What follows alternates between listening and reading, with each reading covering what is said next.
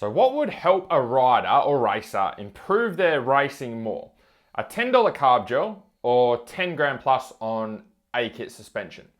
So the reason I asked this question is I had a message that came in from a rider not too long ago.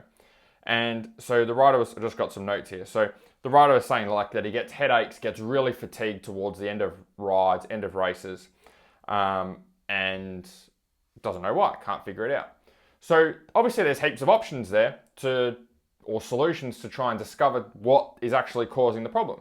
And so a lot of riders do go out and spend quite a bit of money on suspension and making sure that they've got their bike set up and ready to rock and roll.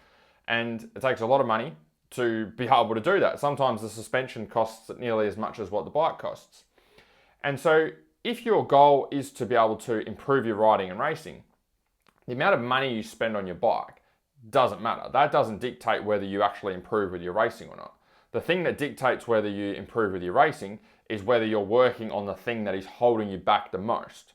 So for this particular rider, buying $10,000 worth of A-kit suspension is a possible solution. Like if you got A-kit suspension, probably make the bike a little bit easier to ride, reduce a little bit of fatigue and feel great. But overall, it's going to be a waste of money because it's not the thing that is actually going to help him. So because the fatigue is the problem, right? And the bit that I didn't add is that later on found out that he was fasting. Not eating before the races, not eating during the races or getting any fuel in or carb gels or anything and just having water. So obviously the main problem there is his body's not getting any fuel. His body's not getting the right stuff or getting anything that it needs to be able to make it through the race at a good speed without fatigue. So even if he had factory stuff that money can't buy straight out of the truck or straight from the factory, it's still not going to help him to be able to get through the race. It doesn't matter how much time, effort and money he throws at bike setup and getting the suspension dialed, because that's not the problem. That's not the thing that's holding him back.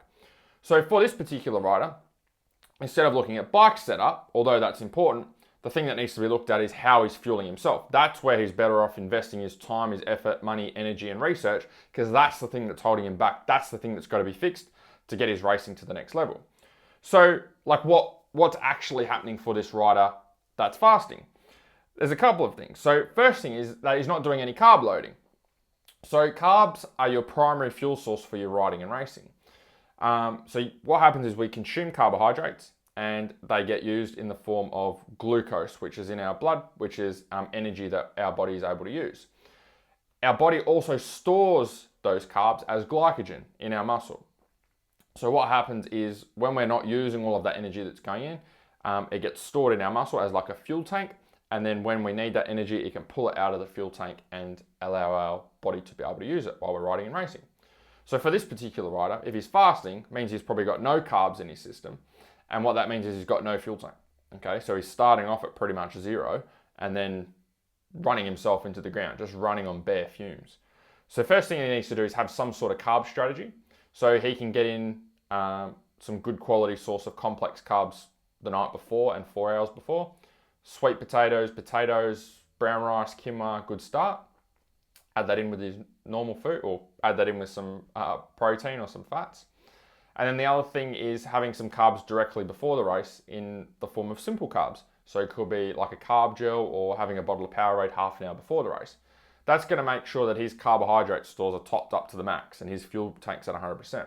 So again, like he could just do that. He could not touch the bike, not spend any more money on the bike, not do anything there in bike setup, not do anything to the suspension. And purely just by doing that, he's going to get a lot better results on the bike just because his body can last a longer period of time. The second thing that he could do is work on his carb top-up strategy.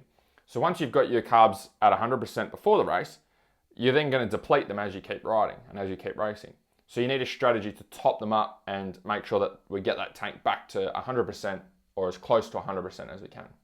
So you can use things like carb gels, have a couple of carb gels every hour of riding, or you could have like a bottle of Powerade and put it in your camelback, or have a bottle of Powerade every hour of riding and racing.